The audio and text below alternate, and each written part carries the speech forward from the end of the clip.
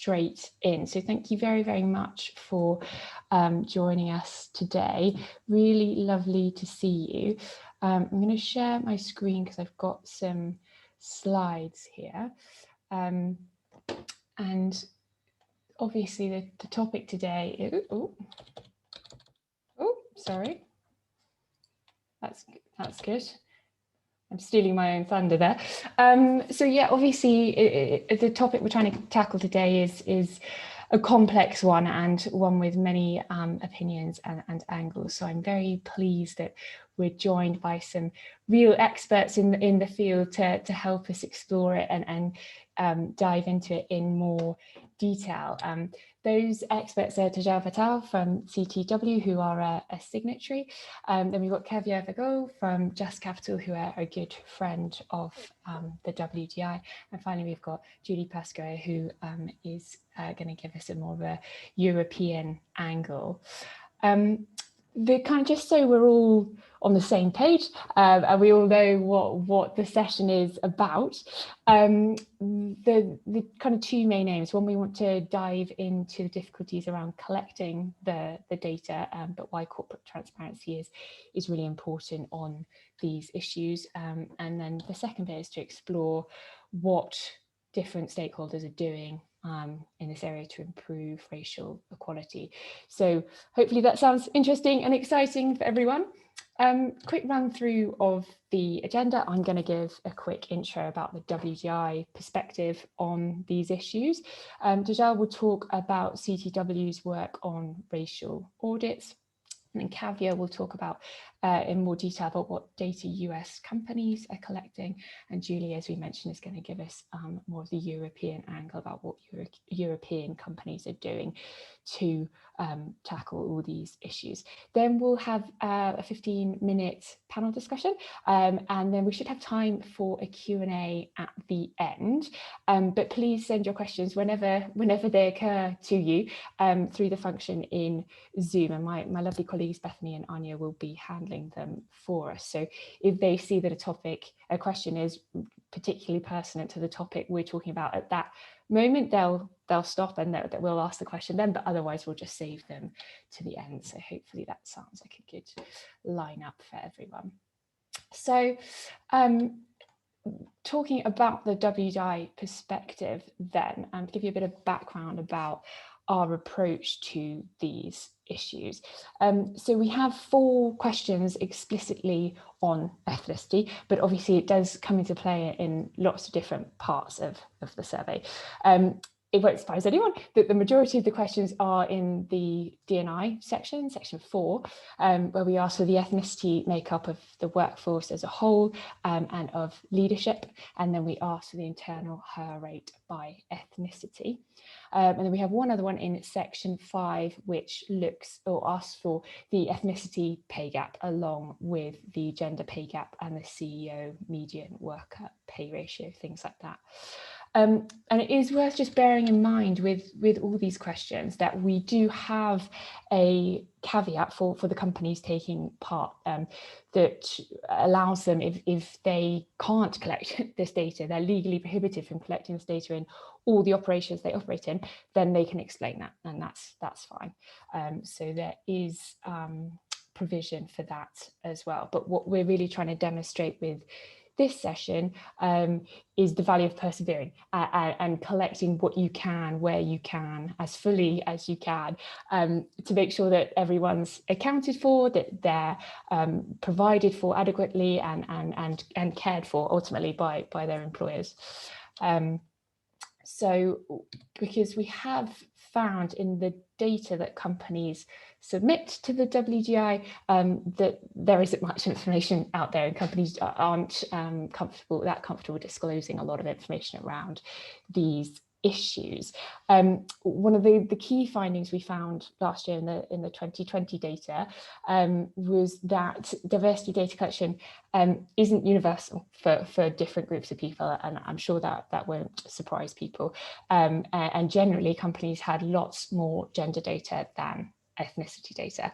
It came out most starkly in 3 main ways. So the main one there is on the screen for you, that more than twice as many companies could provide data on the gender breakdown of their workforce, but only about a third could provide the ethnicity composition. So a big gap there.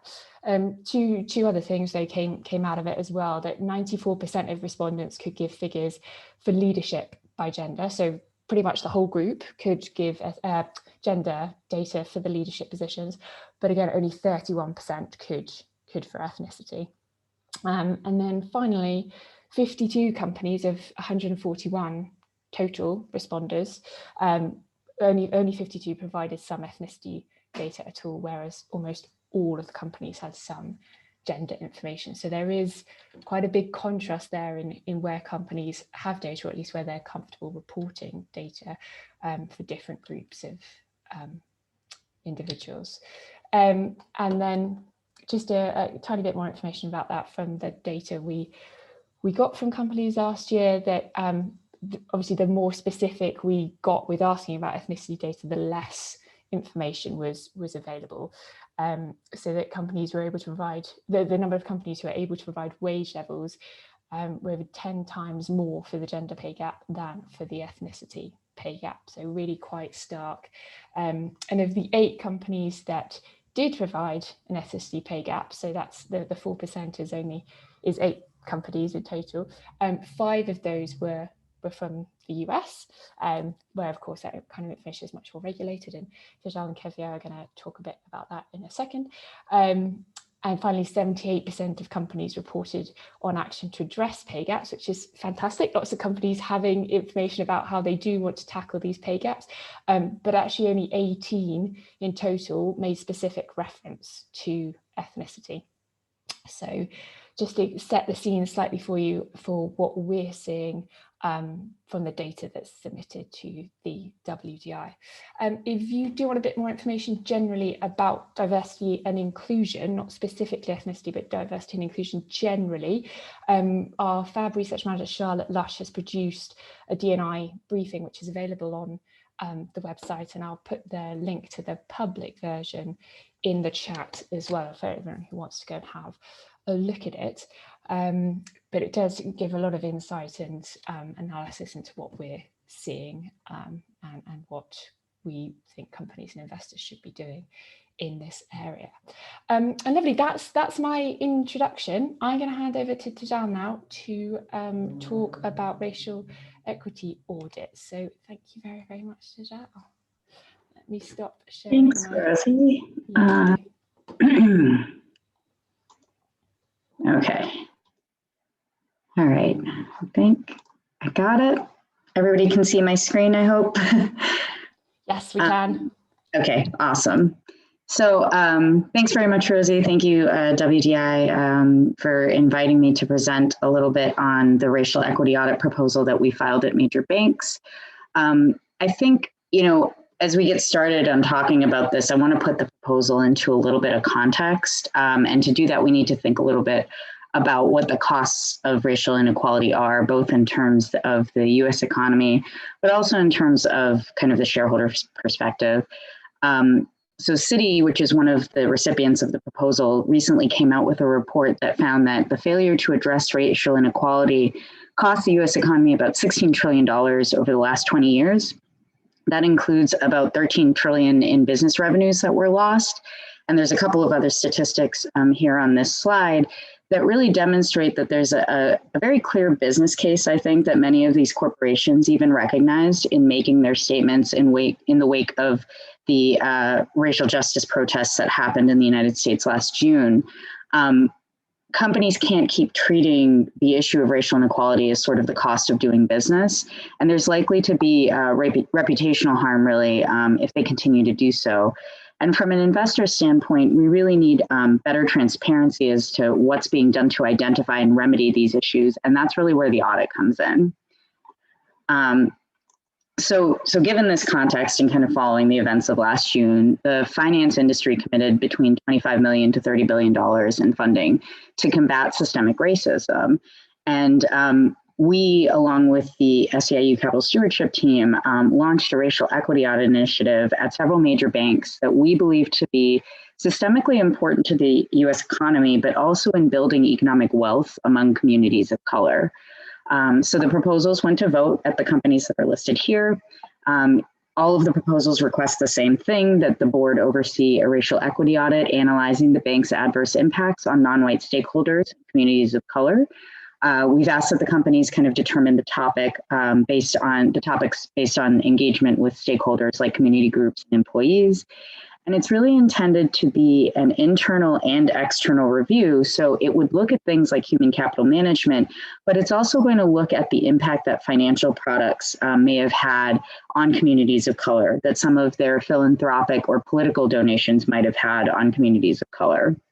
What we're really trying to do is weigh the statements that they've made and these significant financial commitments, again, against their actions. And I do also want to note that actually very similar proposals were filed in other industries as well. There was one at J&J by Trillium Asset Management, and there's another one that's been filed at Amazon by the New York State Comptroller's Office, which is actually going to vote in a couple of hours. So, and speaking of votes, I don't want to hide the ball. All of the equity audit proposals have actually been voted on, with the exception of the proposal at Amazon. The proposals have done incredibly well, I think, particularly in light of the fact that it's a brand new kind of social proposal. To give folks a little bit of context, usually new proposals get in the single digits the first year. And just generally last year's social proposals averaged around 28%. So to get in the upper 30s and almost 40% actually at JP Morgan indicates to us that shareholders are really expecting an independent and verifiable assessment that these commitments and programs related to racial equality are actually working. So what exactly is the racial equity audit? What is it that we were asking for? We believe that there's four main components. I'm going to really be focusing on the benchmarking element because that's really about kind of developing metrics in the employment context, and data collection. But I will go through kind of all four of the elements. So the first one is, there we go. So the first one is the independent and objective review, right? So audits generally, they encourage public trust and reliance on the accuracy of the information that's being presented. And the independent review process is a really central pillar, I would say, to this proposal, because we want to ensure that the information being provided by the companies is verifiable, that it's credible. And, to be very clear, what we're asking for is not just disclosure on what steps the bank is already taking and what their plans are, because to be very honest with you, many of these banks have disclosed quite a bit on what their plans are to address racial equality or inequality, excuse me. What we're really asking for is an independent review of the actions and policies taken by the bank as part of their commitments to racial justice. We're actually asking about how effective these plans have been, right? And it's really important to remember that the review has to be conducted by people who have civil rights and economic justice expertise. It can't necessarily be conducted by the management or the board because they just don't have that type of background typically. Many of these banks have also consulted with outside stakeholder groups that have sort of partnered with the banks. And those groups do have, very strong expertise in civil rights related issues oftentimes, but they may not have the resources available for a review of this scale, really. So the second element is benchmarking, and this is where I'm going to try to spend the bulk of my time. This is really an evaluation of what's working and what isn't. So there are existing regulatory requirements here in the US, like the bank's Community Reinvestment Act reporting requirements or the EEO-1 disclosure that we can kind of use as a start for a racial equity audit. But the idea of the equity audit is to really dig underneath the surface reporting to examine internal corporate models. And many of the regulatory requirements, to be honest with you, have sort of issues themselves. The CRA, for example, has some really fundamental flaws when you're looking at it from a racial equity standpoint. It does not focus on the full scope of the bank's operations. It's really focused on the equitability of the bank's lending, investment, and services. It doesn't look at philanthropic donations, political donations. It doesn't look at HR-related issues or discrimination claims and things like that. It's very focused on the lending. The other thing is that the CRA is actually technically not looking at racial equity. It's intended to evaluate, to make sure really that the services of the bank are available to all communities, including low and moderate income communities. So it's really an income-based test, not race-based. And obviously, while there may be overlap, they're not the same thing. The other regulatory obligation that is often noted, I think, in our discussion with the banks is a disclosure known as the EEO-1 report. So this is focused more kind of in the employment context. It's basically aggregate data that breaks down the company's workforce by race, ethnicity, and gender. It's compiled into a report, and it's required to be submitted by these companies to a federal agency. The banks are not required to disclose the submission publicly, though many of them have started voluntarily doing it at the urging of shareholders, led largely by the New York City Comptroller's Office. And so while we do have some disclosure in kind of the workforce breakdown, let's say it's the percentage of Black or Hispanic employees that are in management positions, that's sort of where the story ends. We have no idea really what's being done to retain employees of color, why attrition's occurring. And that, I think, is an area where the racial equity audit can really help and kind of build on this information.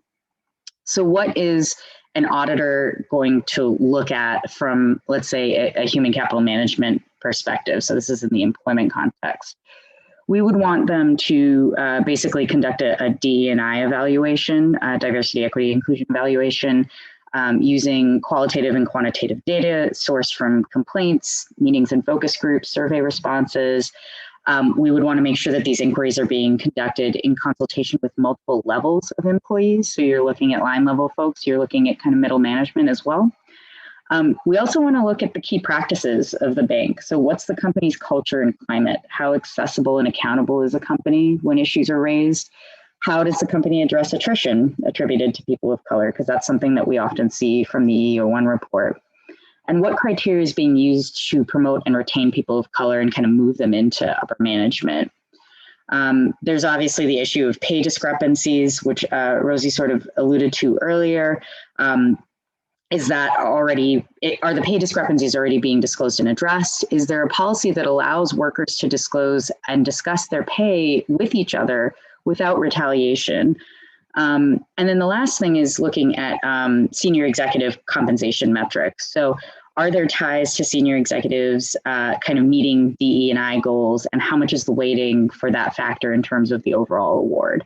Those are just a couple of the elements, I think, kind of in the employment context when it comes to kind of workforce related disclosures that we think that the audit could really help with. I think that's the next slide, yeah. So the other element to this, the third element, is really board oversight. We're asking for board oversight so that the directors are fully informed of the effectiveness of their programs.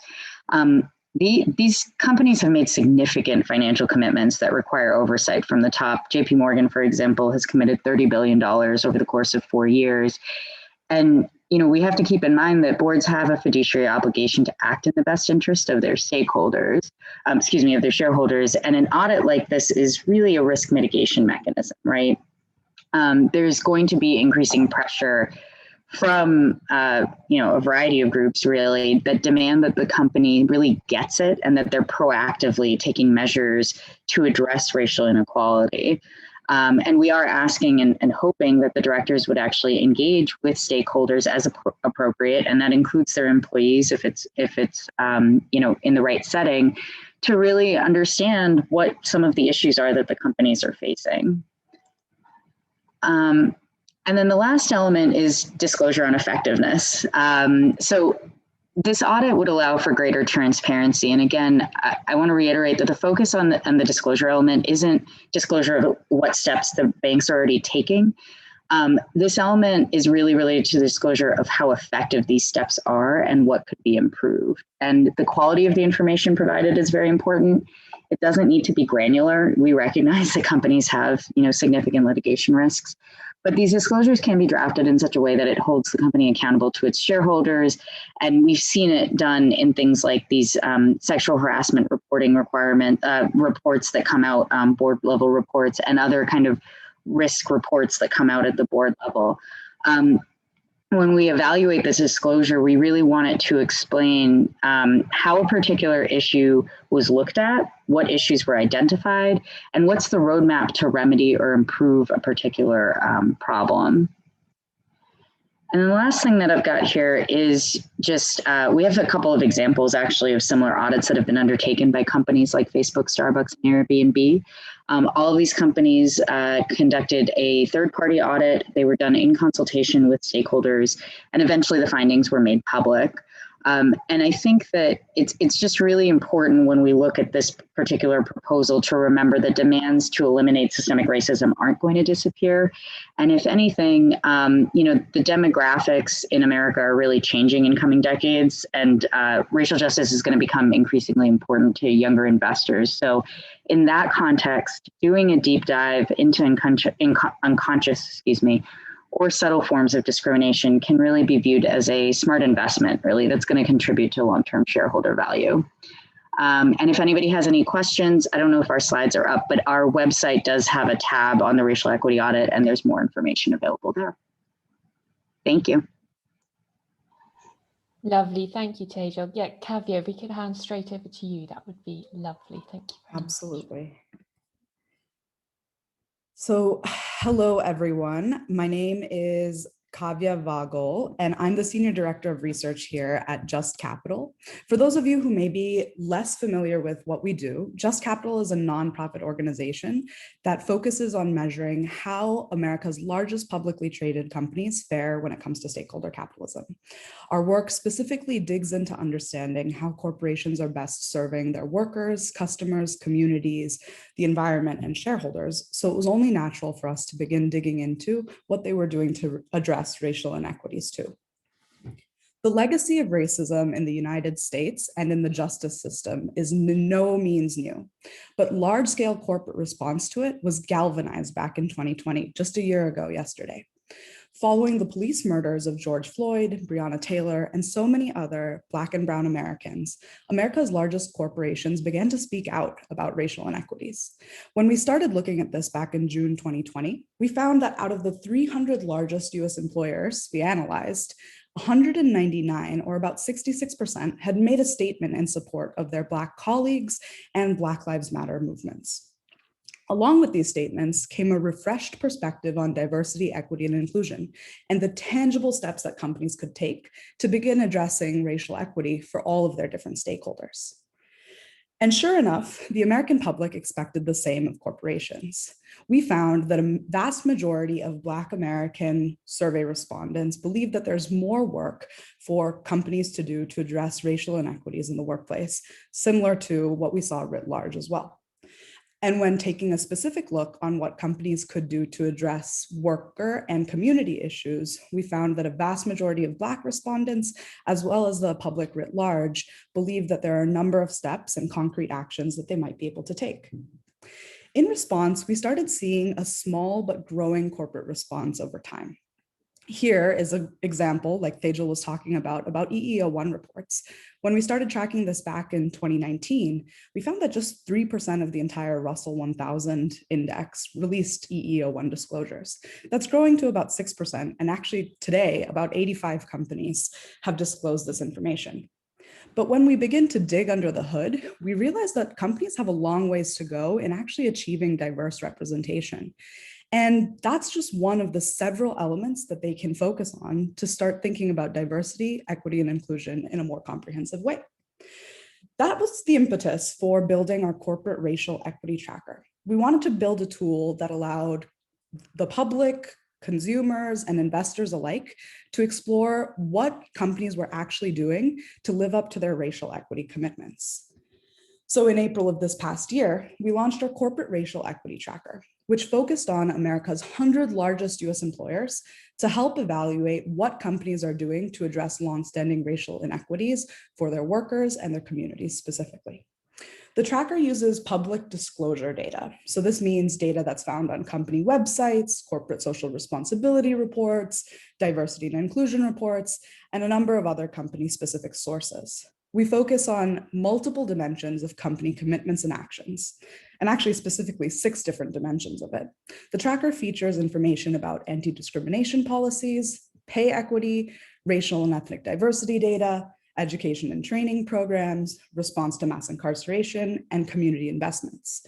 And underlying each of these 6 different dimensions are 22 data points, ranging from whether a company releases publicly their equal employment opportunity statement, or whether they have apprenticeship programs or career development programs. The tracker has helped us illuminate some top-line findings. Overall, we find that companies are near 100% likely in the tracker to disclose at least one policy related to anti-discrimination, education and training programs, and community investments, but are much less likely to disclose on pay equity issues, racial and ethnic diversity data, and responses to mass incarceration. These broad themes kind of distill into 4 key points. The first is that large companies, which we're measuring by US employment size, are highly likely to disclose general commitments. These commitments are essentially a statement or generic policy that notes that a company is committed to a certain element of anti-discrimination or inclusion. But at the same time, these large companies are far less likely to report out on concrete actions. These are programs, disclosures, or policies that show progress or accountability towards a commitment, or one that has an immediate impact. When taking a look at the tracker overall, just 18 companies out of the 100 largest have at least one policy in each of the 6 dimensions, and not a single company has implemented all 22 commitments or actions, suggesting that companies have a long ways to go when it comes to addressing racial inequity issues across multiple dimensions. We see this at the highest level of the tracker. This is a tree map that features all 22 data points in the tracker. C's stand for commitments, A's stand for actions. This chart helps us see that the blocks that are labeled C for commitment tend to be larger in size, indicating that companies have more disclosure in these areas, while those blocks labeled A tend to be much smaller, indicating lower levels of disclosure. This becomes extremely stark when we take a look at the example of anti-discrimination policies. Here we see that nearly 100%, almost 100%, just a couple percentage points away, have an EEO policy or anti-harassment policies or discrimination or harassment grievance mechanisms, which are all commitments that a company can make. But when it comes to the concrete action items that they can take to start changing culture in some way around anti-harassment training or quantitative diversity targets, far fewer companies have these types of actions. The tracker also allows us to dig deeper into the data and explore trends within specific dimension areas. I'll dig into an example of pay equity because I think it relates most to some of the diversity data that we've been talking about today. Just for context, for our non-US viewers, racial pay gaps in the US are generally defined as the difference in median earning between non-white and white workers. According to research by the Economic Policy Institute in 2019, Black workers' wages were at the median were about 76% of those of white workers, which amounts to a gap of $10,000 a year. When looking at the intersection between race and gender, it becomes clear that women of color tend to see the largest gaps in comparison to white men. For instance, Black women were paid 63% of white men's median earnings. The concerning trends of pay inequities in the United States at large are in somewhat of a contradiction to what we actually find in the tracker. Overall, we find that there's low disclosure on this particular action, which ends up masking the true state of racial pay equity among the largest corporations in the United States. Even among the 100 largest employers, which are most likely to disclose information on commitments and actions generally, less than a third of these companies are disclosing on conducting pay equity analyses, despite it being a concrete action step that companies can take to identify and fix wage gaps. Even fewer companies report results, and these results tend to be highly non-standardized. And when we take a look at the distribution of wage gaps or the pay ratios, it reveals that companies tend to report results only when their adjusted ratios, that means holding constant for all similarities between workers, are near 100%, which makes it incomparable to the median earnings ratios that we typically see in the US, and fundamentally stands at odds with what we know about the stark nature of pay equity. We can see this tangibly in these graphs. Again, 31% of companies disclose that they conduct a racial pay equity analysis. And we see that 15% of companies disclose results as ratios, but 7% disclose that there's no statistically significant difference while not reporting the ratio. When we take a look at the distribution, again, we see that all of the ratios cluster around this 1-to-1 ratio mark, suggesting again that companies are more likely to disclose ratios and the information about the results of their pay equity analyses only when they've reached near parity. The tracker also allows you to investigate some company examples. Some examples that I'd love to pull out are around Microsoft, who reports an adjusted pay ratio that's disaggregated by different race and ethnic groups, providing us a lot of detail and insight about how select ethnic groups fare.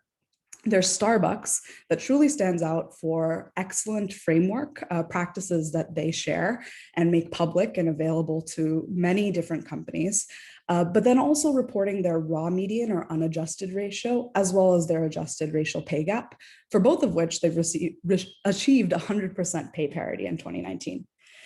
Intel is a unique example because they don't necessarily report pay ratios, but they do release something called the EEO1 Component 2, which is like the EEO1 report, a specific report that was meant to go to the EEOC that features pay band data by race and gender and 10 standardized job categories that really provides a comprehensive glimpse at the distribution of workers in different pay groups. So what exactly comes next?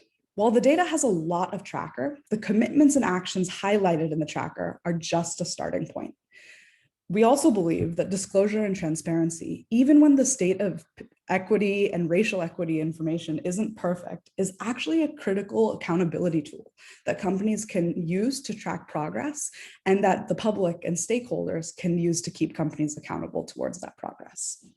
Commitments and actions are also fundamentally not a substitute for the deeply interpersonal work that goes on into creating inclusive environments and cultivating a sense of belonging among Black and Brown colleagues. And remembering that racial equity issues are cross-cutting because of how entrenched racism and oppression are in our systems means that companies need to think proactively beyond workers and communities alone and consider how these racial inequity issues and their actions can affect customers, the environment, and shareholders as well. Thank you so much for your time, and thank you to WDI for providing us the opportunity to share a bit about our racial equity tracker. Lovely, thank you, Kavya, that's fantastic. Julie, if we could hand over to you now, that would be lovely. Thank you very, very much. Hello, good afternoon. Thanks for inviting me to present a bit of different approach on this issue, especially because we are working in Europe first, but also because we are a civil society organization that is actually advocating for better racial diversity practices in companies and also in public institutions, and more specifically working specifically on equality data collection disaggregated by race. So the European Network Against Racism is the only pan-European network advocating for racial equality and justice in Europe and facilitating cooperation among civil society organizations. We have around 150 members across Europe.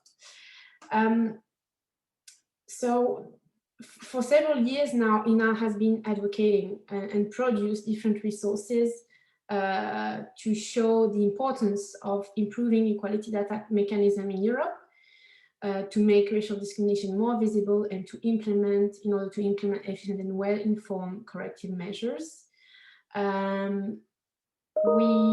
We produce evidence via our annual shadow reports, and what we always say is that there is a lack of data, even though there are also other ways that also allow academics, civil society, other actors to collect this data.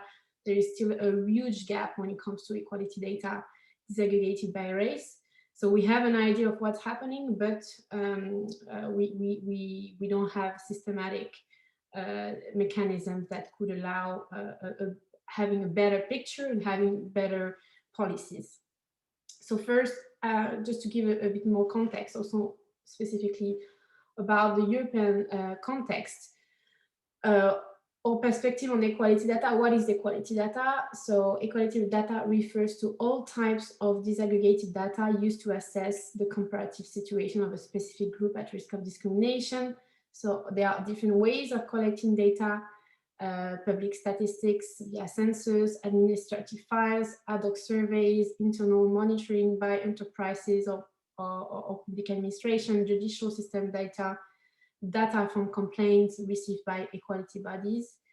And then there are also different categories, the frames that are used to describe the specificities of each group. And there is also a wide diversity of categories in Europe, and it's also quite related to context. And disaggregated data that are broken down, and we need to ensure that it's possible to break them down into smaller specific subgroups with the same identifiable criteria such as sex, nationality, ethnicity, etc. So why do we need data in order to better address racism? So first, to fight against discrimination, we need more evidence to prove this existing discrimination, to prove discrimination in court, to make discrimination practices transparent and visible, and to quantify discrimination. And then another part is more solution-oriented and less proactive, like ensuring equality. So how can we accommodate the needs of equality groups in advance, develop affirmative measures, measure diversity in the workforce, plan policies, and assess their implementation. So how can we do it? And this is the biggest issue in Europe, because there is a whole misunderstanding and misconceptions about what can stakeholders do when it comes to collection of equality data. Actually, despite this conception among state officials, among stakeholders like companies, civil society organizations, there is a misconception that actually data protection legislation prohibits the collection of this kind of sensitive data, revealing racial and ethnic origin or religion.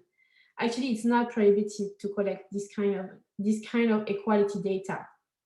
EU law and all member states' law allow equality data as long as such data are provided voluntarily and according to data protection standards. The EU Data Protection Directive, which is transposed into national law in all EU member states, stipulates exceptions to prohibition of processing sensitive personal data, such as data revealing ethnic or racial origin or religion, when express consent is given, when the state has obligation in the field of employment law, for protection of the rights of others, or for reason of substantial public interest. So these are the four exceptions in order to collect this kind of data. Of course, the interpretation of EU law differs in the legislation of EU member states. For example, to give the example of a former EU member state, the United Kingdom considers the promotion of equality as a justification for equality data collection, therefore adding exceptions to their data protection law. Sweden and France have not yet considered that combating discrimination and promoting equality is a reason of public interest, but it's still possible. So there is a lot of work being done at the EU level to clarify this legislation, to clarify the misconception, to work with member states in order to clear and ensure these mechanisms are put in place. There is also, like at ENAR, we have also a specific partnership with companies to work on this issue. In 2009, we have put in place the Equal at Work platform, which is actually a platform of exchange and dialogue with companies to discuss and share best practices on racial diversity, and we see an increasing interest in collecting equality data in their structures. And we also have seen this interest to better understand the legal challenges, because of course there are, as I mentioned, there are also different ways to interpret national law. There may be also additional obstacles. For example, in France and Germany, there is also trade unions' role to actually there is this phase of consultation of trade unions in order to be able to collect this kind of data in companies. And so we are working with them, and actually we have just set up a working group on that to actually clarify these little specificities in a different national context. But in general, there is nothing that prohibits, according to the law, collecting this kind of equality data. And we already have partners who are already developing in Europe specific equality data mechanism internally, and including categories related to race and ethnicity in their staff surveys. And I just want to highlight the different specific principles to collect equality data that ENAR has developed in its different publications, in order to respect the law and to respect also the participation of racialized people. So first, self-identification, identification that should be based on the individual data subject perception or their ethnic or racial origin. Voluntary response, that every individual has the right to opt into data collection. Anonymous data collection, that sensitive data must always be treated confidentially. In addition, secure data collection implies that early anonymization must be provided for every piece of information. Informed consent and community consultation throughout the process, and this is also something that is key in our principles, and that we are also advocating towards institutions and companies. The right to choose multiple and intersecting identities. Again, this is really key to be able to connect the different inequalities and oppressions. So I think that's more or less it. So we have developed several resources where we go into details on the legal background and the legal approach in the EU. There is also more work that is being done by the EU. For example, the European Commission will organize a high-level roundtable in October with different stakeholders, including companies, to discuss this issue of equality data disaggregated by race, to clarify some misconceptions and to move forward on establishing solid mechanisms. And they will also issue a specific toolkit on equality data collection disaggregated by race, where they will clarify again this. So the European institutions are definitely allies in this, and they are helping also to move forward on this with member states and with other stakeholders. And we are definitely supporting in this endeavor. And as I mentioned, with companies, we are increasingly working on this issue to better understand where are the legal challenges and how we can overcome them. Lovely, thank you, Julie. It'll be really interesting to see what comes of that, of the event in October, absolutely. And thanks for clearing up some very common misconceptions, as you say. Lovely, thank you to all the speakers there. We're going to have a little panel discussion quickly. Thank you, Kavya and Tejo, for handling the Q&A questions that have come through there. We maybe come back to the last one when we've had a panel, when we've had our panel discussion, to make sure they all get answered. But please, to the audience, please don't feel you've missed your chance. Absolutely, please do send through any more questions you have. Lovely. So the WDI obviously is a big believer in the fact that peer-to-peer learning and peer-to-peer sport is really key in this field of corporate reporting and improving equality in the workplace. We've touched on a few good examples from companies, but Kavya, you gave us a few around pay equity, which was great. Tejal, I wonder if I could come to you for a few other ones of good practice to maybe inspire some people and reassure them that good things are happening. Yeah, it's funny because it's the same one that Kavya actually talked about in Starbucks. Starbucks has really stepped up, I think, when it comes to what they're doing to address civil rights and racial equity related issues.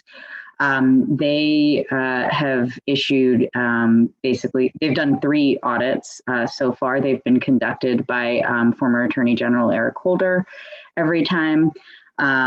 Most recent one is from 2021. And I really encourage folks, if they're looking kind of for a good example, to take a look at all of the reports really. But in the most recent one, that you'll see that they've got, sections that talk about how they're going to focus on DE&I issues when it comes to career progression, for example, how they're going to start using a more data-driven process when it comes to hiring, how they're tying executive pay to diversity. And I think, if I'm not mistaken, they've actually finally kind of disclosed some goals and metrics, so it's a little bit more robust in terms of the disclosure. And it's a really good example, I think, of what we'd like to see kind of as a ideal disclosure. There are other companies that have done this in the finance industry. Bank of America did disclose that they have been doing a pay disparity assessment. It's a third-party pay disparity assessment for a couple of years now, and they actually noted the fact that because of the discrepancies that came out of this assessment, that they were able to kind of true folks up the last couple of years. And so that's a good thing. I think what we're hoping that they'll do is that they'll expand that third-party assessment to other areas kind of their business operations. So. I'll add one more plug on Starbucks quickly. Of course, there are a number of companies that excel in certain areas, but we also understand that there's a lot of improvement across the board that companies need to address, right? But with Starbucks in particular, I think one key way in which they've shown leadership is they've been very transparent about their process. Some troubles emerged, they were quick to address them in different ways, some worked, some didn't, and continued to iterate on that and continued to be transparent about their journey in a way that allows other companies to leverage that information and leverage that learning and put into practice some of the principles that Starbucks has adopted through that trial and error process. And I think that that's actually the really remarkable point of it. Having that level of transparency, being transparent even when things are not great, really pushes companies across the board to feel a little bit more comfortable in getting to a place where accountability is the first step and progress is iterative. Lovely, thank you, Kavya. Julie, I don't know if you have anything you'd like to say about no, fab. I do think you're right. I think no one's perfect in this field, and anything anyone can put out there so others can learn from it is really, really important. I think everyone needs to be quite honest about the fact that everyone's learning in this field, and we can make progress best when everyone's being honest about their challenges. Lovely. So Tejal, if I could come to you first with this one, what are we seeing around investors successfully engaging with companies on the issue? What do you see as your role within this field? Yeah, I think we were fortunate enough in the racial equity audit proposal that we actually did engage with all of the banks that this was filed at. But engagement's a two-way street, and so we can only engage if the banks want to engage with us, and that does not actually always happen. And so in terms of kind of the role for shareholders, I think our role is really to, for lack of a better word, push the envelope a little bit, right? If there is one thing that I think we have realized, at least here in the shareholder space, is that regulatory bodies, they kind of shift in terms of their perspectives, depending on the administration that's in place. And so I know for the last few years, it was increasingly difficult, really to get progress on these sort of areas. and rely on regulatory bodies to really enforce it. And so there was a lot more private ordering, which is basically doing this sort of shareholder process, negotiating with companies and things like that. And so, our role is really to push the envelopes in terms of topics. And if we're lucky enough, we get backup from things like the SEC, which we did this year because the proposal, a couple of the banks actually tried to keep the proposal off the ballot and they were unsuccessful. But that's sort of where I think that our place is. And, the other thing is that because it's not, the metrics aren't based on kind of a regulatory framework, they may not be consistent, and that's okay for something that's very new. We see the racial equity audit as it might not end up looking, these reports may not end up looking like an apples to apples comparison, basically, because each of these banks have different kind of operating processes. They have different lending, facilities and things like that. And we recognize that, but the hope is that eventually, through that iterative process that Kavya is talking about, we could maybe get something that allows for a better comparison. Fab, thank you. Kavya, I don't know if you have anything else you want to add to that. I know you had thoughts when we were talking about this. Definitely. So I think completely agree with everything that Tejal says. And Tejal pointed to a great example in her presentation as well around how the New York City comptroller teamed up with several different companies and others to push them to release their EEO1 consolidated reports, which I think was a really phenomenal step. And we've seen a ton of progress, mild, of course, but still progress. But I think one of the key points with that is, and one of the things I appreciated about that entire process was how willing that particular kind of investment community group was interested in engaging on what are the details of the data that matter, how does standardization in reporting matter, and how can we start getting companies to think beyond just the disclosure itself and start scrutinizing what we see in the data. And those sorts of engagements too, and I'd love to see kind of as folks start adopting these disclosures, the engagements that start drilling into the data and not disclosure for disclosure's sake alone will go a very long ways, I think, in actually addressing some of the issues that all of these disclosures kind of raise in the first place. So I know that the investment community, when they partner with data groups and community organizations to understand what the needs are, being able to leverage that information and then push the different companies to release more on those elements has been quite interesting to watch and evolve, and would love to see more of that because I think it's a pretty successful model of engaging the variety of stakeholders who need the data, who are interested in pushing companies to do better and holding them accountable collectively. Yeah, no, Fab, I completely agree. I mean, everyone's interested in this data, right? It's not just the companies themselves and the investors, it's all stakeholders. Everyone wants to see it improve. Lovely. Julie, I wonder if you could give us some thoughts on how all the stakeholders could work together to push these issues forward and improve these issues, as obviously that's your field of expertise. Yeah, definitely. I mean, as the European Network civil society organization, I think we have also a unique place because we have this platform, which is a multi-stakeholder and engaging directly with companies. And in Europe, as we know, until 2020, this issue of racial diversity in the private sector and in the public sector has been very taboo, and the Equal platform really allowed for companies to have this privileged space where they can discuss how to improve and to discuss about it. And for us, it was already a great achievement to manage to have partners from the private sector willing to engage with us and discuss this. And we have seen the difference from 2020 and really the increased interest from the private sector to support European civil society organization working on anti-racism. This has been a major development for us. And definitely the fact that there are these different companies working together with us is really increasing their willingness to do better on equality data collection, specifically because this is a sensitive issue in Europe and because it's also can be legally a legal nightmare in some countries, even though, as I said, it's not prohibited. is also like we are really sharing a lot of best practices and how like learning from companies that are trying things, because this is really like at the initial steps in Europe. So we really see the added value of that, and we really see that this space is really helping these partners to move forward in Europe, and also being able to discuss and taking multiple perspective on this issue. And we believe like definitely that the private sector is an actual change. And I think also in Europe, this was not really the like, even for global companies, sometimes having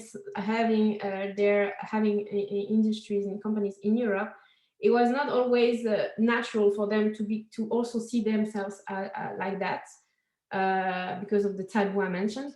But we really see the change now, and this platform is helping to move forward a bit quicker. Lovely, thank you, Julie. I agree. There are kind of traditional taboos to overcome with all this, everything in this field.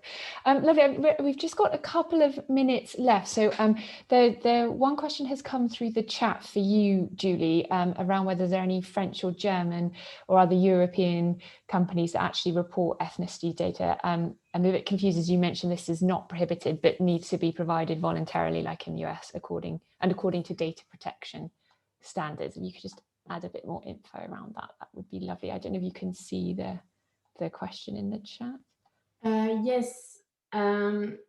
So it's still it's not prohibited indeed, but as I mentioned, since there are misconceptions even from governments, they have not taken that as an exception that could be used to collect equality data, at least in public, for example, in public censuses or in public data.